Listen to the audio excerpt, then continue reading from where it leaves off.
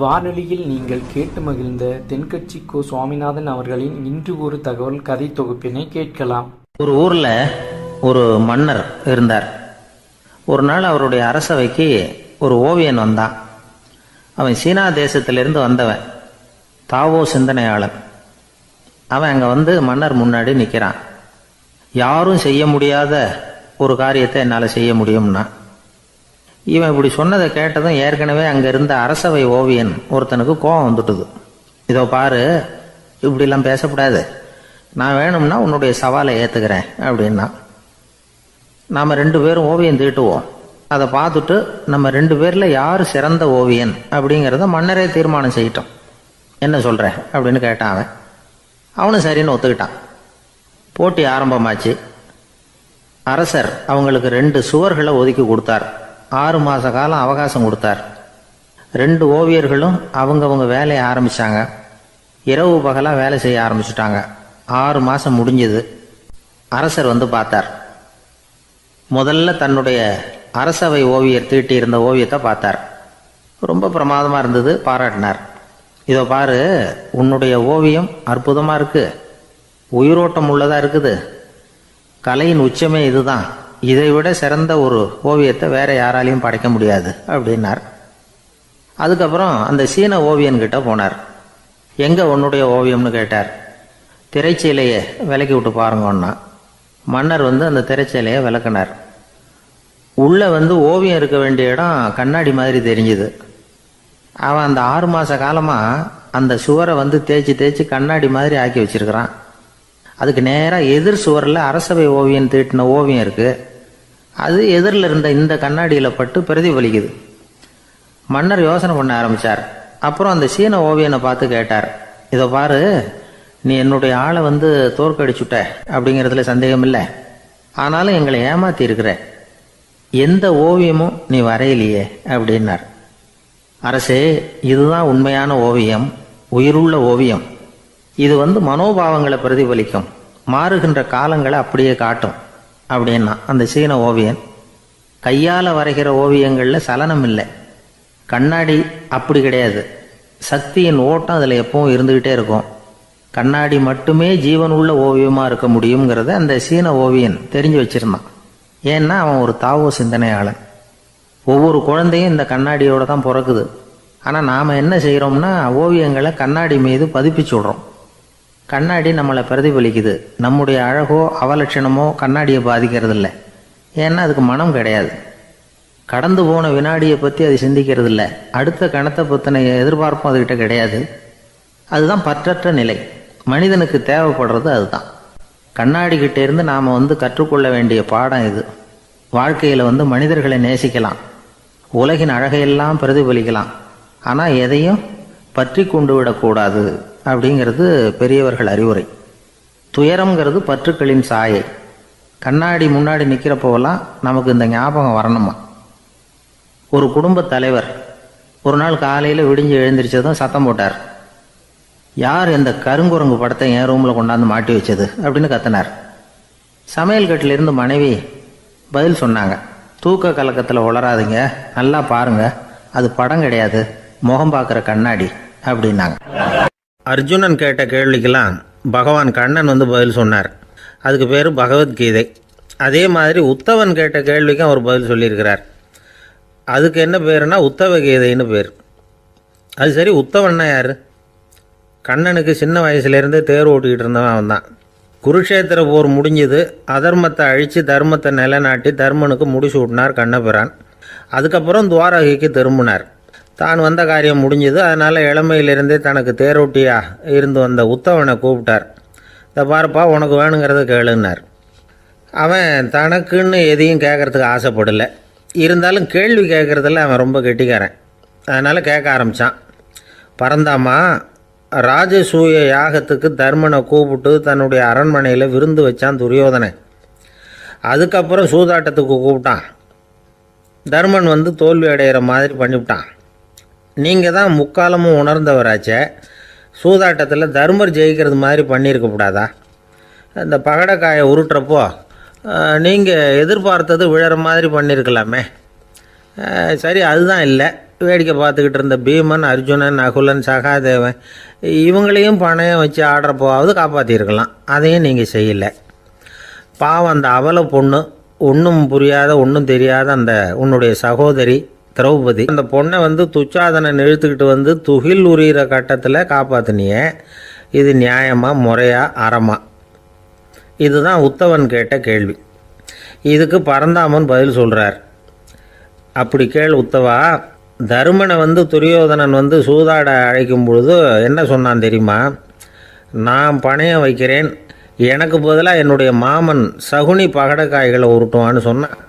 உடனே தருமன் எனக்கு பதிலாக என்னுடைய மைத்துனன் கண்ணன் பகடக்காய்களை உருட்டுவான்னு சொல்லியிருக்கலாமே. அப்படி சொல்லலை.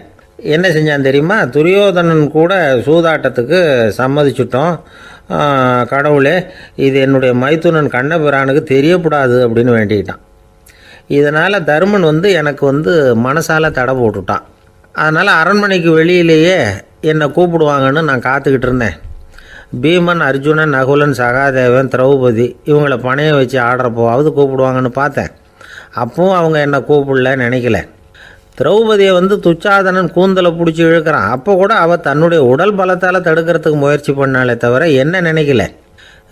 துரியோதனன் சபைக்கு இழுத்து செல்லப்பட்ட திரௌபதி அறநூல்களையும் அரச நீதிகளையும் சொல்லிக்கிட்டு இருந்தாலே தவிர என்ன நினச்சே பார்க்கல. துகில் உரிகிற கட்டத்தில் தான் ஹரி ஹரி கண்ணா பரந்தாமன்னு கூப்பிட்டா. அதனால தான் அப்போ போய் நான் காப்பாற்றினேன் அப்படின்னா பரந்தாமன்.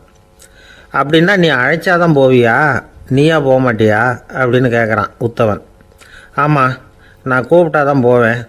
மனிதர்கள் செய்யக்கூடிய செயல்களையெல்லாம் அவங்கவுங்க போக்கிலேயே விட்டுட்டு வேடிக்கை பார்த்துக்கிட்டு இருப்பேன்.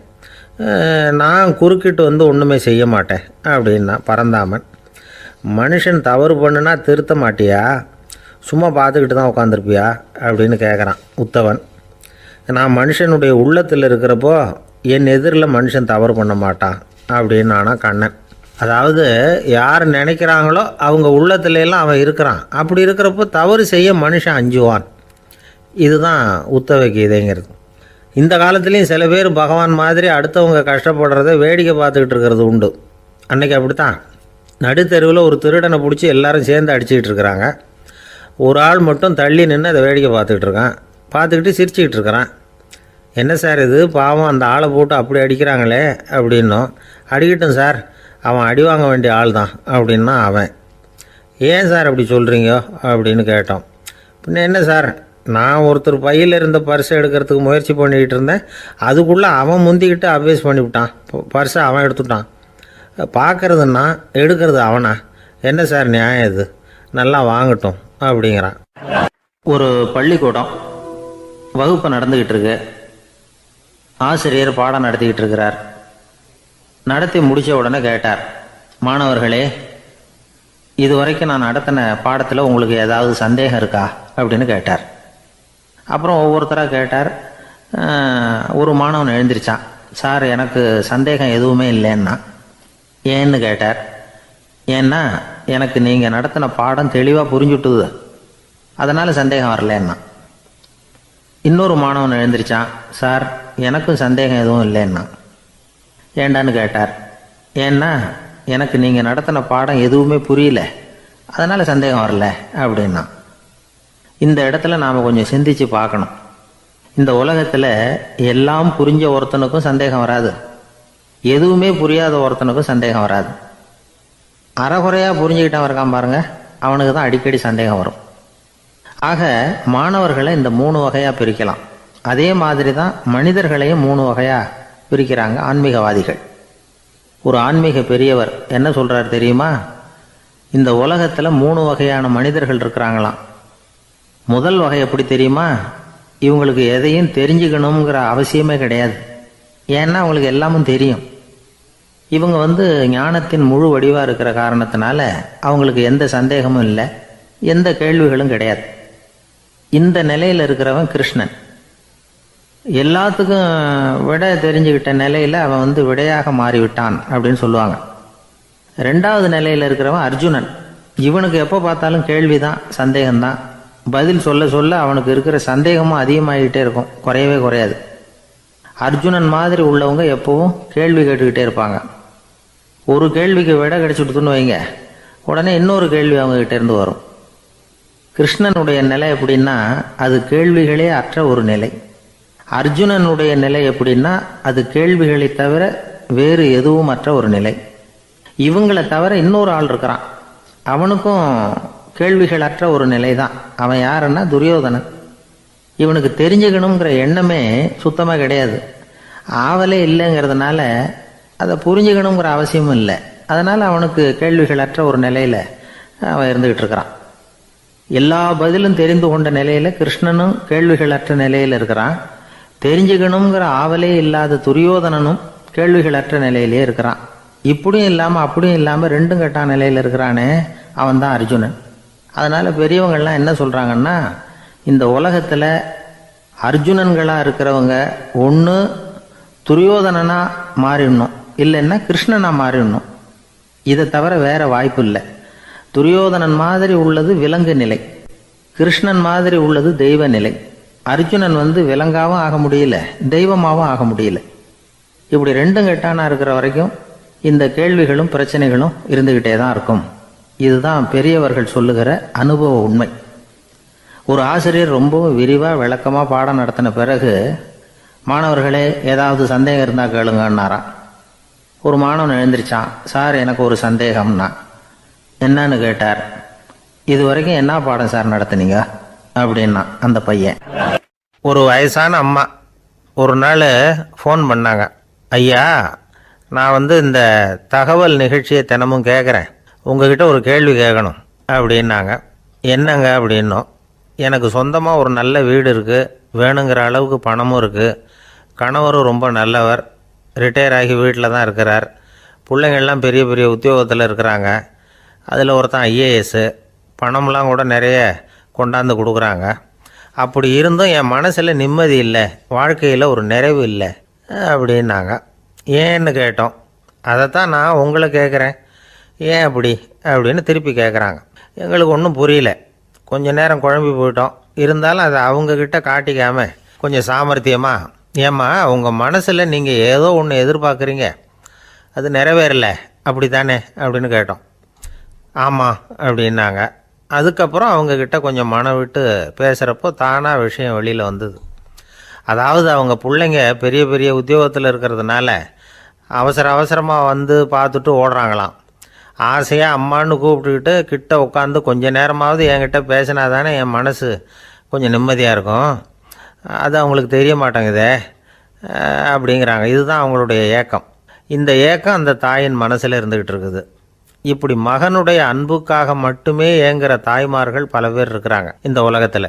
இதை நினைக்கிறப்போ ஒரு வெளிநாட்டு நாடோடி கதை ஞாபகத்தில் வருது.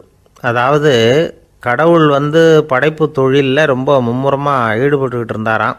மீன்களை படைச்சாராம், பறவைகளை படைச்சாராம், விலங்குகளை படைச்சாராம். அவருக்கு திருப்தி ஏற்படலை. அதுக்கப்புறம் மனிதர்களை படைச்சிருக்கிறார். அப்பவும் அவருக்கு மன நிறைவு ஏற்படலையாம்.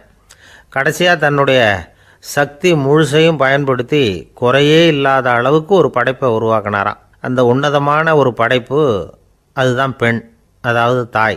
இப்படி உருவாக்கி எல்லாரையும் இந்த உலகத்தில் விட்டுவிட்டாராம். அதுக்கப்புறம் கொஞ்ச காலம் கழித்து தன்னுடைய தேவியை அழைச்சிக்கிட்டு இந்த பூலோகத்துக்கு வந்திருக்கிறார். தன்னுடைய குறையில்லாத படைப்பாகிய பெண்ணை பார்த்தாராம். ஏம்மா, உனக்கு இன்னும் ஏதாவது குறை இருந்தால் சொல்லு, அதையும் நிவர்த்தி பண்ணி விடுறேன் அப்படின்னாராம். அந்த அம்மா பார்த்துருக்காங்க. சுவாமி, எனக்கு நீங்கள் கொடுத்துருக்கிறது 2 கை, என்னுடைய பிள்ளைகளுக்கு சேவை செய்கிறதுக்கு இந்த 2 கை பத்தலை, அதனால் இன்னும் ஒரு 2 கை கொடுத்தா தேவலை அப்படின்னாங்களாம். கடவுள் பார்த்தார். அதனால் என்ன, அப்படியே செஞ்சு விடலாம், இதோ அதுக்கான வரம் கொடுத்துட்டேன் அப்படின்னார். அந்த அம்மாவுக்கு இப்போ 4 கை ஆகிட்டுது. 4 கையாலேயும் குழந்தைகளுக்கு சேவை செய்ய ஆரம்பிச்சிட்டாங்க. கடவுள் திருப்தியாக திரும்பி போனார். அதுக்கப்புறம் கொஞ்சம் காலம் கழித்து மறுபடியும் திரும்பி வந்தார் தேவியோட. பெண்ணை பார்த்தார். இப்போ என்னம்மா சந்தோஷந்தானே அப்படின்னாராம். அதுக்கு அந்த அம்மா, சந்தோஷந்தான், இருந்தாலும் இப்போ எனக்கு இருக்கிற 2 காலும் போதில்லை, இன்னும் ஒரு 2 கால் இருந்தால் தேவையில்லை, நிறைய ஓடி ஆடி பிள்ளைகளுக்காக வேலை செய்ய வேண்டியிருக்குது அப்படின்னாங்களாம். சரின்னு சொல்லி 4 கால் இருக்கிறது மாதிரி செஞ்சுட்டு போயிட்டார் கடவுள். மறுபடியும் கொஞ்ச நாள் கழித்து தேவி சொன்னாங்க கடவுள்கிட்ட, நீங்கள் என்ன தான் முயற்சி பண்ணினாலும் முழுமையான ஒரு படைப்பை உங்களால் உருவாக்க முடியாது, அப்படி தான் நான் நினைக்கிறேன் அப்படின்னாங்களாம். அப்படியா சொல்கிறேன், வா அந்த பொண்ணை பார்த்துட்டு வருவோம் அப்படின்னு புறப்பட்டு இங்கே வந்தாங்களாம். இங்கே வந்து பார்த்தா 4 கால் 4 கையோடு அந்த பொண்ணு ஒரு செவுத்தில் சாஞ்சி உட்காந்து அழுதுகிட்டு இருக்குது. இப்போ தேவி அந்த பொண்ணை சுட்டி காட்டி கடவுள்கிட்ட கேட்டாங்களாம், ஏங்க நீங்கள் அந்த பொண்ணுக்கு கையை கொடுத்தீங்க காலை கொடுத்தீங்க சரி, அந்த கண்ணீரையும் எதுக்காக கொடுத்தீங்க அப்படின்னு கேட்டாங்களாம். அதுக்கு கடவுள் சொன்னாராம், கையை கொடுத்தது நான் தான், காலை கொடுத்தது நான் தான், ஆனால் அந்த கண்ணீரை கொடுத்தது நான் இல்லை, அதை கொடுத்தது அந்த அம்மாவோட பிள்ளைங்க அப்படின்னாராம். இன்றைக்கும் அப்படித்தான் பல பிள்ளைங்க அவங்க அம்மாவுக்கு கண்ணீரை தான் கொடுத்துக்கிட்டு இருக்கிறாங்க. அம்மாவை மதிக்கிற பிள்ளைங்க தான் இன்றைக்கி நல்லபடியாக இருக்கிறாங்கங்கிறது அவங்களுக்கு தெரியறதில்ல. இந்த காலத்து பிள்ளையாண்டான் ஒருத்தன் அவங்க அம்மாக்கிட்டேயும் நல்ல பிள்ளையாக நடந்துக்குவான், மனைவிக்கிட்டேயும் நல்ல கணவனாக நடந்துக்குவான், ரொம்ப சாமர்த்தியம். ஒரு நாள் அவங்ககிட்ட கேட்டாங்க, ஏன்பா உங்கள் அம்மாவும் உன் மனைவியும் சண்டை போட்டுக்கிட்டா நீ எந்த பக்கம் அப்படின்னாங்களாம். வீட்டுக்கு வெளிப்பக்கம் அப்படின்னானா அவன். அங்கே ஒரு புதர் தெரியுது இல்லையா, இந்த புதருக்குள்ளே ஒரு சிங்கம் இருக்குது, அந்த பக்கமாக நான் போகிறப்போ வர்றப்போலாம் அது என்கிட்ட ஒம்பு வளர்க்குது, தகராறு செய்யுது, என் மேலே பாயுது, என்னை தாக்குது, ஏன்னு தெரியல அப்படின்னுது. இதை கேட்டதும் அந்த குரங்கு சொல்லிச்சு, இனிமேல் கவலைப்படாத, இந்த தடவை நான் உன்னை காப்பாற்றுறேன்னுது. அதுக்கப்புறம் ஒரு நாள் அந்த குரங்கும் கழுதியும் அந்த புதர் பக்கமாக போய்கிட்டு இருந்தாங்க. எதிர்பார்த்தது மாதிரியே நடந்தது. அந்த சிங்கம் எதிரில் வந்தது, கழுதியை பார்த்தது, உடனே அது மேலே பாய ஆரம்பிச்சுட்டுது. அவ்வளவுதான். உடனே இந்த குரங்கு என்ன பண்ணிச்சு தெரியுமா, கிடுகிடுன்னு ஒரு மரத்து மேலே ஏறி உட்காந்துக்கிட்டது. அங்கே உட்காந்துக்கிட்டு கீழே அந்த கழுதியும் சிங்கமும் போடுற சண்டையை வேடிக்கை பார்க்க ஆரம்பிச்சுட்டுது. கொஞ்ச நேரம் கழித்து அடிபட்ட காயத்தோடு அந்த கழுதை மெதுவாக நடந்து வந்தது. குரங்கும் மெல்ல மரத்தை விட்டு கீழே இறங்கிச்சு. இப்போ கழுதை கேட்டுது, என்னை காப்பாற்றுறேன்னு சொல்லிவிட்டு காலை வாரி விட்டுட்டியே, நீ பாட்டுக்கு மரத்து மேலே ஏறி உட்காந்துக்கிட்டே, அது நியாயமானது. குரங்கு பரிதாபமாக அதை பார்த்துது. நான் மரத்து மேலே இருந்து நீங்கள் 2 பேரும் சண்டை போட்டதை பார்த்துக்கிட்டு தான் இருந்தேன், உன்னோட சத்தம் தான் அதிகமாக இருந்தது, அது நீ சிரிக்கிற மாதிரி எனக்கு கேட்டுது, அதனால் நீ தான் ஜெயிச்சுக்கிட்டு இருக்க போல இருக்கு அப்படின்னு நினச்சிவிட்டேன்னது. இன்றைக்கி பல பேர் இப்படி தான் இருக்கிறாங்களாம். யார் ஜெயிக்கிறாங்க யார் தோக்குறாங்கங்கிறத முகத்தை பார்த்து கூட கண்டுபிடிக்க முடியறதில்ல, பேசுகிற பேச்சை வச்சு கூட கண்டுபிடிக்க முடியறதில்ல. தோற்கிறவங்க கூட சிரிக்கிற மாதிரி முகத்தை வச்சுக்கிறான். இன்றைய மனிதர்கள்கிட்ட ஏகப்பட்ட முரண்பாடுகள், பொய் முகங்களோட உலவுகிறவர்கள் தான் அதிகம். உண்மை முகம் எங்கே இருக்குது அப்படிங்கிறத புரிஞ்சுக்கிட்டு நண்பர்களை தேர்ந்தெடுக்கணும் அப்படிங்கிறது ஒரு முக்கியமான கருத்து. கடவுள் இந்த உலகத்தை படைச்சு விட்டு அதுக்கப்புறமும் கொஞ்ச நாள் இங்கேயே தங்கியிருந்தாராம். அப்போ தான் அவருக்கு ஒரு உண்மை புரிஞ்சுதான், இந்த உலகத்தில் தங்கி இருக்கிறது எவ்வளவு இடைஞ்சல்னு. தினமும் மனிதர்கள் தேடி வந்து ஏதாவது புகார் சொல்லிக்கிட்டே இருந்தாங்களாம், எனக்கு அது வேணும் இது வேணும்னு கேட்டுக்கிட்டே இருந்தாங்களாம். சில பேர் வந்தாங்க, நாங்கள் வந்து விவசாயம் பண்ணுறோம், தண்ணி இல்லாமல் பயிர் காயுது, எங்களுக்கு மழை வேணும் அப்படின்னாங்க. அவங்க போனதும் அதுக்கப்புறம் சில பேர் வந்தாங்க, நாங்கள் வந்து மண்பானை செய்கிறவங்க நிறைய பானை செஞ்சு வச்சுருக்குறோம், மழை பெஞ்சால் எல்லாம் கரைஞ்சி வீணாக போயிடும், அதனால் இன்றைக்கி மழை பெய்யக்கூடாதுன்னாங்க. கடவுள் பார்த்தார், அவருக்கு என்ன பண்ணுறதுன்னே தெரியல, ஏகப்பட்ட குழப்பம், தலையை பிச்சுக்கலாம் போல் இருந்தது, கிட்டத்தட்ட பைத்தியம் பிடிக்கிற அளவுக்கு ஆகிட்டுது. எல்லாருடைய ஆசைகளையும் அவரால் நிறைவேற்ற முடியல, ஏன்னா ஒன்றுக்கு ஒன்று முரண்பாடாக இருந்தது. ஒரு நாள் தன்னுடைய அமைச்சரவையை கூட்டி ஆலோசனை கேட்டார், என்ன செய்யலான்னு சொல்லுங்கன்னார். இது என்ன பிரமாதம், பேசாமல் இமயமலை அடிவாரத்தில் போய் உட்காந்துங்க, யாரும் தொந்தரவு பண்ண மாட்டாங்கன்னாங்க. அங்கேயும் மனிதர்கள் வர ஆரம்பிச்சுருவாங்களேன்னார் கடவுள். சரி அப்படின்னா சந்திரனில் போயிருந்துக்கலாமேன்னாங்க. அங்கேயும் மனுஷன் குடி வர போகிறான் அப்படின்னார் கடவுள். வெகு தூரத்துக்கு அப்பால் உள்ள நட்சத்திர மண்டலத்துக்கு போயிடலான்னாங்க. இதெல்லாம் நிரந்தர தீர்வாகாது, நிரந்தரமாக இந்த மனிதனுடைய தொல்லையிலேருந்து நான் விடுபடணும், அதுக்கு ஏதாவது வழி சொல்லுங்கன்னார் கடவுள். ஒரு வயசான ஆள் வந்தார், கடவுளுக்கு காதோட காதாக ஒரு வழியை சொன்னார். கடவுளுக்கு முகம் மலர்ந்தது, அதுதான் சரி அப்படியே செஞ்சுடலான்னார். அந்த ஆள் சொன்ன ரகசியம் என்ன தெரியுமா, மனிதனால் அடைய முடியாத ஒரு இடம் இருக்குது, அது வேறு எங்கேயும் இல்லை, அவனுக்கு உள்ளே இருக்குது, அங்கே போய் மறைஞ்சிங்க, அதுக்கப்புறம் மனிதர்களால் உங்களுக்கு தொந்தரவு இருக்காதுன்னார். மனிதன் நினைக்காத இடம் அதுதான். அதாவது உள்ளுக்குள்ளே இருக்கிற உண்மையை புரிஞ்சிக்காமல் வெளியில் எங்கேயோ அது இருக்கிறதாக நினச்சி வரட்டிக்கிட்டு அலையிறான் மனுஷன். உள்ளே இருக்கிற உண்மை புரிஞ்சால் நாம் தன்னம்பிக்கையோடு தலை நிமிர்ந்து வாழலாம். வேடிக்கையாக ஒரு கதை சொல்லுவாங்க, இதை பாருங்கள், நம்ம பையன் எங்கே பணம் வச்சாலும் எடுத்து விட்றான், என்ன பண்ணுறதுன்னாங்க அம்மா. அப்பா கொஞ்சம் நேரம் யோசனை பண்ணார், அதுக்கப்புறம் சொன்னார், அவன் கண்ணில் படாத இடமா நம்ம வீட்டில் இருக்கிறது ஒரே இடம் தான், அங்கே பணத்தை வை திருட்டு போவாதுன்னார். அது எந்த இடம்னு கேட்டாங்க. அதுதான் அவன் பாட புஸ்தகம், அதில் வச்சிரு, அவன் தொடவே மாட்டான், பாட புத்தகத்தை தொடாமல் பரீட்சையில் வெற்றி பெற முடியாது அப்படிங்கிறத புரிஞ்சுக்கணும். உள்ளே இருக்கிற உண்மையை தொடாமல் வாழ்க்கையில் வெற்றி பெற முடியாது. அதனால் உண்மையை புரிஞ்சுக்கிட்டால் வாழ்க்கையில் வெற்றி நிச்சயம். ஜெருசலேம் அங்கே உள்ள ஒரு தேவாலயம், அதில் உள்ள பலிபீடத்தின் முன்னாடி ஒரு பெட்டி உண்டு. அது காணிக்கை பெட்டி. ஆலயத்துக்கு வர்றவங்க பிரார்த்தனை பண்ணிவிட்டு திரும்பி போகிற சமயத்தில் அந்த பெட்டியில் காணிக்கை போடுவாங்க. அவங்களால எவ்வளவு முடியுமோ அவ்வளவு போடுறது வழக்கம். அவங்கவுங்க வசதிக்கு தகுந்த மாதிரி போடுவாங்க. வசதி உள்ளவங்களாக இருந்தாலும் சரி, வசதியே இல்லாத வறியவர்களாக இருந்தாலும் சரி, ஆலய காணிக்கை பெட்டியில் காசு போடுறது அவங்களுக்கு ரொம்ப பெருமையான ஒரு செயல். ஒரு சமயம் இயேசு தம்முடைய சீடர்களோடு அந்த ஆலயத்துக்கு வரார். அங்கே உட்காந்து ரொம்ப நேரம் வழிபாடு பண்ணிகிட்டு இருக்கிறார். சீடர்களும் அந்த ஜபத்தில் கலந்துக்கிட்டாங்க. வழிபாடு முடிஞ்சுது. இயேசு உட்காந்துருக்கிறார். காணிக்கை பெட்டியில் காசு போடுறவங்கள கவனிக்கிறார். சீடர்களும் அதையே கவனிச்சுக்கிட்டு இருக்கிறாங்க. ரொம்ப பேர் வரிசையாக வந்தாங்க. அவங்களால முடிஞ்ச அளவுக்கு காசு போட்டுட்டு அவங்க பாட்டுக்கு போய்கிட்டு இருக்கிறாங்க. வசதியானவங்க நிறைய பேர் வந்தாங்க. அதுக்கு மத்தியில் வயசான ஒரு அம்மா, அவங்களும் வந்து காசு போட்டுட்டு போகிறாங்க. இப்போ இயேசு தன்னுடைய சீடர்கள் பக்கம் திரும்பினார். ஒரு கேள்வி கேட்டார். இப்போ இந்த காணிக்கை பெட்டியில் நிறைய பேர் வந்து காசு போட்டுட்டு போகிறத நீங்கள் கவனிச்சிங்க. இன்றைக்கி இந்த காணிக்கை பெட்டியில் ரொம்பவும் அதிகமாக காசு போட்டது யார் அப்படின்னு கேட்டார். முதல்ல வந்தார் ஒரு பெரிய மனுஷன், அவர் தான் அதிகமாக போட்டார் அப்படின்னார் ஒருத்தர். மூணாவதாக வந்தவர் தான் அதிகமாக போட்டார், நான் கவனித்தேன் அப்படின்னாரு இன்னொருத்தர். இப்படி ஆளுக்கு ஒரு விதமாக சொல்கிறாங்க. கடைசியாக இயேசு சொன்னாராம், இன்றைக்கு அந்த பெட்டியில் அதிகமாக காசு போட்டவங்க அந்த வயசான அம்மா தான் அப்படின்னாராம். சீடர்களுக்கு ஒன்றும் புரியல. அந்த அம்மா ரொம்பவும் ஏழையாச்சே, அவங்க எப்படி அதிகமாக காணிக்கை செலுத்த முடியும் அப்படிங்கிறது அவங்க சந்தேகம். இயேசு விளக்குனார். நிறைய பேர் வந்தாங்க, நிறையவே காசுகள் போட்டாங்க, அது உண்மைதான். ஆனாலும் அந்த அம்மா என்ன பண்ணாங்க கவனிச்சிங்களா? வந்தாங்க, தன்னுடைய காசு பையை திறந்தாங்க, அப்படியே கொட்டுனாங்க. அதில் இருந்தது 2 காசுகள் தான். அந்த 2 காசும் காணிக்கை பெட்டியில் விழுந்துட்டுது. மற்றவங்கள்லாம் தங்கள்கிட்ட இருந்த செல்வத்தின் ஒரு சிறு பகுதியை எடுத்து பெட்டியில் போட்டாங்க. ஆனால் இந்த அம்மா தன்கிட்ட என்ன இருந்ததோ அதை அப்படியே போட்டுட்டாங்க. தன்னுடைய பிழைப்புக்காக வச்சுருந்த அவ்வளவையும் இழக்கிறதுக்கு தயாராகிட்டாங்க. அவ்வளவு தாராள மனசு அவங்களுக்கு. அதனால் அவங்க செலுத்தின காணிக்கை தான் அளவில் அதிகம் அப்படின்னார். விலை மதிப்பில்லாத முத்து புதையல் ஒருத்தனுக்கு கிடைக்க போகுதுன்னு வச்சுக்கோங்க. அதன் மதிப்பை உணர்ந்தவன் என்ன பண்ணுவான்? அதை அடையிறதுக்காக தன்கிட்ட இருக்கிற எதையும் கொடுக்கறதுக்கு தயாராக இருப்பான் இல்லையா? அது மாதிரி தான் இதுவும் அப்படின்னார். உலக மதிப்பீடுகளை துரும்பா தூசியாக மதித்து அதையெல்லாம் உதறி விடுகிறவன் இறையருள் அப்படிங்கிற இணையில்லாத செல்வத்தை பெறுகிறான் அப்படிங்கிறது இதில் உள்ள கருத்து. இறைவனுக்காக இழப்பதுன்னா துன்பப்படுகிறவர்களுக்காக, ஏழைகளுக்காக, ஏதுமற்றவர்களுக்காக இழப்பது அப்படின்னு அர்த்தம். உங்கள் அயலானுக்கு நீங்கள் என்ன உதவி செய்தாலும் அதை எனக்கே செய்கிறீர்கள் அப்படின்னு இயேசு சொல்லியிருக்கிறார். அடுத்தவங்களுக்கு உதவணுங்கிற குணம் இன்னைக்கு ரொம்ப குறைஞ்சி போச்சு. ஒருத்தன் வாழைப்பழத்தோல் வழுக்கி கீழே விழுந்துட்டான். பக்கத்தில் இருந்த நண்பன் உடனே இவனை தூக்கிக்கிட்டு போய் ஆஸ்பத்திரியில் சேர்த்துட்டான். அதுக்கப்புறம் சொன்னான், நீ அந்த வாழைப்பழத்தோலில் காலை வைக்க போகிறத முன்னாடியே நான் கவனிச்சுட்டேன் அப்படின்னானா.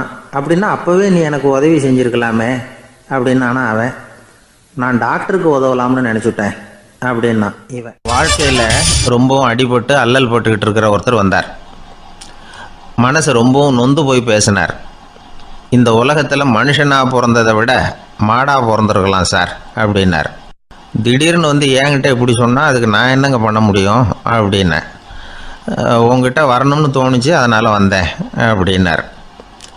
சரிங்க, இப்படி ஒரு யோசனை வந்ததுக்கு என்ன காரணம் அப்படின்னு சொல்லி அவர்கிட்ட கேட்டேன். அதுக்கு அவர் சொன்னார், என் பையனுக்கு வேலை தேடுறேன் கிடைக்கல, பொண்ணுக்கும் மாப்பிள்ளை தேடுறேன் கிடைக்கல, வீடு கட்டுறதுக்கு கடன் கேட்குறேன் கிடைக்கல, மாடாக பிறந்திருந்தா இது மாதிரி கவலையெல்லாம் கிடையாதுல்ல, பேசாமல் வைக்கோலை தின்னுக்கிட்டு அசை போட்டுக்கிட்டே கடந்து விடலாமே அப்படின்னார் அலட்சியமாக. அதுக்கப்புறம் தான் அவர் சொன்ன கருத்தை நானும் கொஞ்சம் அசை போட ஆரம்பித்தேன் மனசுக்குள்ளே. இப்போது இயற்கையை பொறுத்த வரைக்கும் அது நாம் எல்லாரும் மகிழ்ச்சியாக வாழணும் அப்படின்னு தான் விரும்புது. விலங்குகள், பறவைகள், தாவரங்கள், அப்புறம் மற்ற உயிரினங்கள் எல்லாமும் நல்லபடியாக இருக்கணும் அப்படிங்கிறது தான் இயற்கையோட விருப்பம். அதில் ஒன்றும் சந்தேகம் இல்லை. இயற்கையோட அமைப்பை கொஞ்சம் கவனித்து பார்த்தா அதை நாம் நல்லா புரிஞ்சுக்கலாம். இருந்தாலும் இந்த ஆள் சொன்னதை கேட்ட பிறகு தான் ஒரு முக்கியமான வேறுபாடு புரிஞ்சுது. அதாவது இந்த உலகத்தில் உள்ள முக்கியமான பிரச்சனைகள் 6. அந்த 6 பிரச்சனைகளும் ஆடு மாடுகளுக்கு கிடையாது, மரம் செடி கொடிகளுக்கு கிடையாது. ஆனால் மனுஷன் அந்த 6 பிரச்சனைகளையும் சந்திக்க வேண்டியிருக்கு.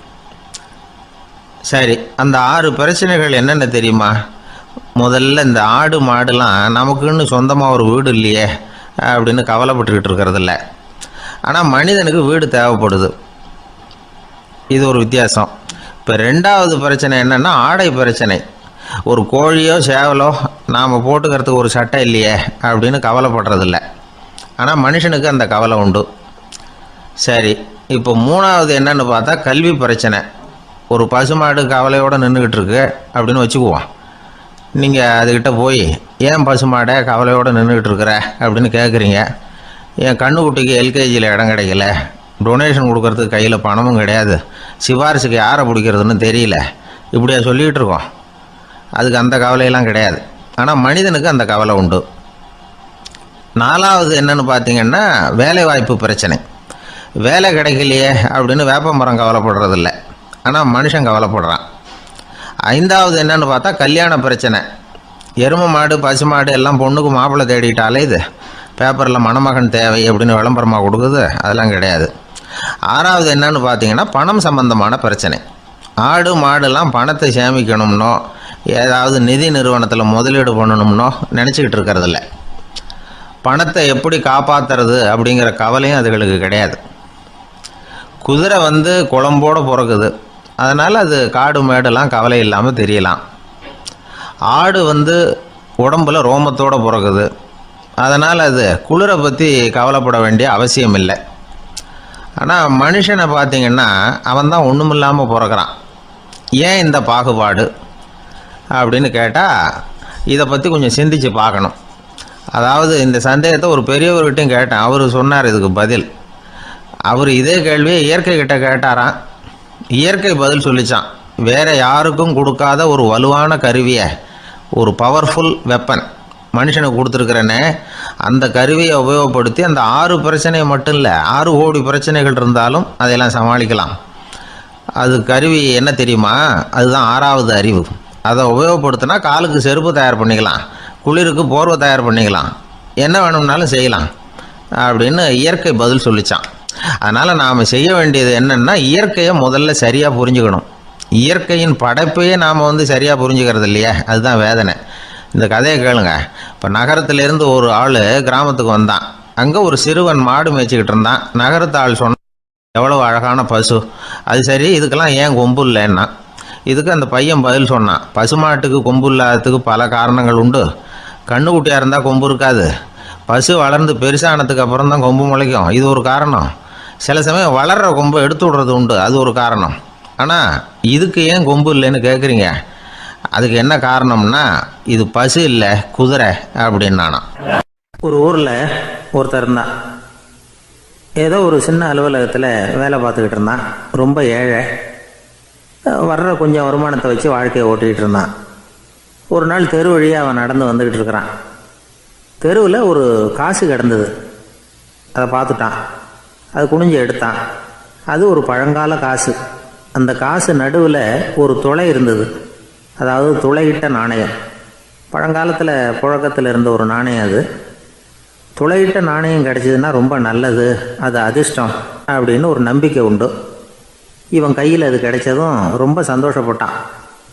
இனிமேல் என்னுடைய கஷ்டம்லாம் தீரப்போகுது, அதிர்ஷ்டம் என்னை தேடி வரும், நான் பணக்காரன் ஆகிடுவேன் அப்படின்னு சொல்லிட்டு அந்த காசை தன்னுடைய கோட்டு பையில் பத்திரமா போட்டு வச்சுக்கிட்டான். அடிக்கடி அதை தொட்டு பார்த்துக்கிறது உண்டு, வெளியில் எடுக்க மாட்டான். இப்படியே கொஞ்ச காலம் ஆச்சு. அதுக்கப்புறம் என்னாச்சு தெரியுமா? நிஜமாகவே அதிர்ஷ்டம் அவனை தேடி வர ஆரம்பிச்சுட்டுது. செல்வம் குவிஞ்சுது. பணம் பதவி புகழ் எல்லாம் சேர்ந்தது. சமூகத்தில் அவன் ஒரு பெரிய மனுஷன் ஆகிட்டான். எல்லாரும் அவனை பாராட்டினாங்க. அவன் எதை தொட்டாலும் வெற்றி, எல்லாம் அந்த காசோட மகிமை அப்படின்னு அவன் மனசுக்குள்ளே நினச்சிக்கிட்டான். தினமும் காலையில் அந்த கோட்டை போட்டுக்கிட்டு தான் வெளியில் கிளம்புவான். புறப்படுறதுக்கு முன்னாடி கோட்டு பாக்கெட்டை தொட்டு பார்த்துக்குவான், உள்ளே காசு இருக்கா அப்படிங்கிறத உறுதிப்படுத்திக்குவான். அதுக்கப்புறம் தான் வெளியில் கிளம்புவான். இப்படியே பல வருஷம் ஓடி போச்சு. ஒரு நாள் அவனுக்கு அந்த ஆசை வந்துட்டுது. அதாவது அந்த துளையிட்ட நாணயத்தை எடுத்து கண்ணால் பார்க்கணும் அப்படின்னு. காலையில் சாப்பிட்டுக்கிட்டு இருந்தான். அப்போ தன்னுடைய மனைவிகிட்ட சொன்னான், ரொம்ப நாளைக்கு அப்புறம் என்னுடைய அந்த நாணயத்தை இன்றைக்கி வெளியில் எடுத்து பார்க்க போகிறேன்னா. என்னத்துக்கு அது, இப்போ அதை பார்க்க வேணாமே அப்படின்னு மெதுவாக இழுத்தாங்க அந்த அம்மா. இல்லை நான் பார்த்தே தீரணும் அப்படின்னு அவன் தன்னுடைய சட்டை பைக்குள்ளே கையை விட்டான். உள்ளே இருந்த நாணயத்தை வெளியில் எடுத்தான். பார்த்தா அவனுக்கு ஆச்சரியமாக போச்சு. அந்த நாணயத்தில் துளையே இல்லை. என்ன ஆச்சு அப்படின்னு சொல்லி அவன் ரொம்ப குழம்பி போயிட்டான். இப்போ அந்த அம்மா சொன்னாங்க, நான் தான் ஒரு நாள் உங்கள் கோட்டு ரொம்பவும் தூசியாக இருக்கேன்னு சொல்லி அதை ஜன்னலுக்கு வெளியில் உதறினேன். உள்ளே இருந்த அந்த காசு அப்போ எனக்கு தெரியாது, ஞாபகத்தில் இல்லை. அது தெருவில் விழுந்துட்டது போல இருக்கு. அதுக்கப்புறம் எவ்வளவோ தேடி பார்த்தேன், கிடைக்கல. அதுக்குள்ளே அதை யாரோ எடுத்துகிட்டு போயிட்டாங்க போல இருக்கு. அது இல்லைங்கிறது உங்களுக்கு தெரிஞ்சால் வருத்தமாக இருக்குமேங்கிறதுக்காக நான் தான் வேற ஒரு நாணயத்தை எடுத்து சட்டை பைக்குள்ளே வச்சுட்டேன் அப்படின்னு விவரத்தை சொன்னாங்க அந்த அம்மா. இது எப்போ நடந்ததுன்னு கேட்டான். உங்களுக்கு அந்த காசு கிடைச்சதே அன்னைக்கு மறுநாளே இது நடந்து போச்சு அப்படின்னாங்களாம். இதை கொஞ்சம் யோசனை பண்ணி பாருங்கள். அவனுக்கு அதிர்ஷ்டத்தை கொடுத்தது அந்த நாணயம் இல்லை, அவனுடைய நம்பிக்கை, அதாவது தன்னம்பிக்கை. அதுதான் வேலை செஞ்சிருக்கு. இதிலிருந்து நாம் தெரிஞ்சுக்க வேண்டியது என்னென்னா, வாழ்க்கையில் முன்னேற நினைக்கிறவங்களுக்கு தன்னம்பிக்கை ரொம்ப முக்கியம். அது இல்லைன்னா முன்னேற முடியாது. ஒருத்தன் சொன்னானா, நான் எப்போவுமே என்ன தான் சார் நம்புவேன், மற்றவங்கள நம்ப மாட்டேன். நேற்றுக்கு பாருங்கள், திடீர்னு 10 பேர் என்னை அடிக்க வந்துட்டாங்க, நான் ஒருத்தனாகவே அதை சமாளித்தேன் அப்படின்றான் ரொம்ப பெருமையாக. அது எப்படின்னு கேட்டாங்களாம். ஒரே